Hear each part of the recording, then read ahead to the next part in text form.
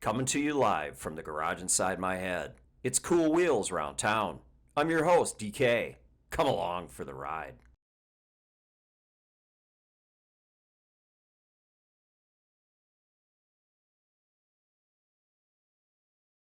The turquoise four-door 65 Ford Galaxie skids to a stop in front of my parents' house, facing the wrong way down the street. Grandma Ida and Aunt Ann hop out laughing, having a jolly time. Grandma pops the trunk, revealing stacks of pallets of fresh eggs. They take a pallet or two inside the house. When they leave, their departure is as dramatic as their arrival. Fire up the Galaxie and go hauling off to the next relative's house for another drop. The drive-by egg delivery repeats itself every couple of weeks during the summer for years. Despite the Chitwood-esque driving, the eggs are never spilled, never broken. Ida and Ann are always having a good time on the egg run. Someday, I'll be big enough to go along. It's a warm summer Wisconsin evening, the sun a soft yellow glow in the west. Ida at the wheel, hammer down, Aunt Ann faithfully riding shotgun. We're heading south of town. The soft suspension sachets the car and us from side to side. I'm straddling the transmission tunnel, half standing, half sitting on the edge of the back seat, using my hands for balance on the top of the front seat. Grandma steadily moves the big steering wheel back and forth, keeping the Galaxie on the right side of the two-lane. Flying along with all four windows down, the smell of the exhaust and freshly cut grass mix in the whipping wind with the V8 roar and the rough county road tire rumble. I'm in a full-size, full-motion thrill ride. Through the windshield, the Galaxie's long hood gobbles up the road, the hood ornament a sighting device to point the thing in the right direction. The cornfields fly by. It's my first egg run and I'm hooked. Hooked on the sensation of the ride. A ride way more powerful and potent than the rides I take on my bike. I have years to wait to get behind the wheel, but I have my role model for how to apply the gas pedal. Ida-like with a Leadfoot. I can't wait.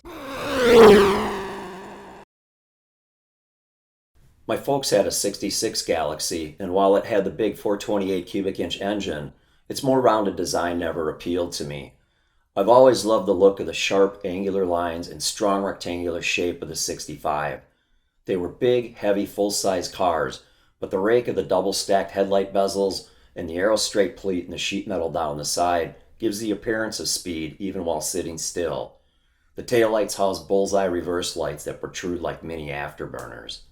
This two-door springtime yellow 65 Galaxie has been taunting me since it showed up for sale in our neighborhood several years ago. It's fairly intact on the exterior with some missing trim, but it's been a loser in the traffic madness of its former home in Southern California. Both rear quarter panels have pounds of Bondo covering the crunched sheet metal. Looking at the door handles, I can still sense their feel, having opened them so many times in the past. The interior is pretty rotted to mostly gone, with the seats covered in typical Arizona-style faded flea market blankets. From underneath, it looks as if the original engine, transmission, and 9-inch rear end are still in place. There's some stoplight drag racing subterfuge going on with the engine badges on the front fenders. On the driver's side, there's a 390 badge. On the passenger's side, there's a 352 badge. What might one be lining up against? Based on the automatic on the column and bench seat, I'm going to say it's a 352, but there's only one way to find out. Drop the hammer when the light turns green and see what it's got.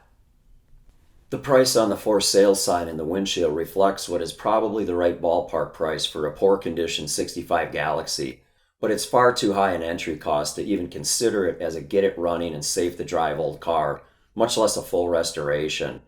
If the missing trim isn't with the car, it could be difficult to find the necessary pieces in good condition, not to mention a complete interior.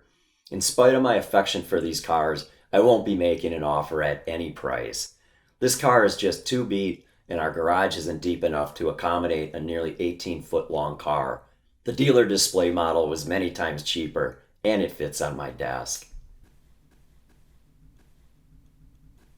Ida would blaze down her driveway in reverse, not looking for oncoming traffic in the street, and one too many times the Galaxie received a rear fender crunching blow.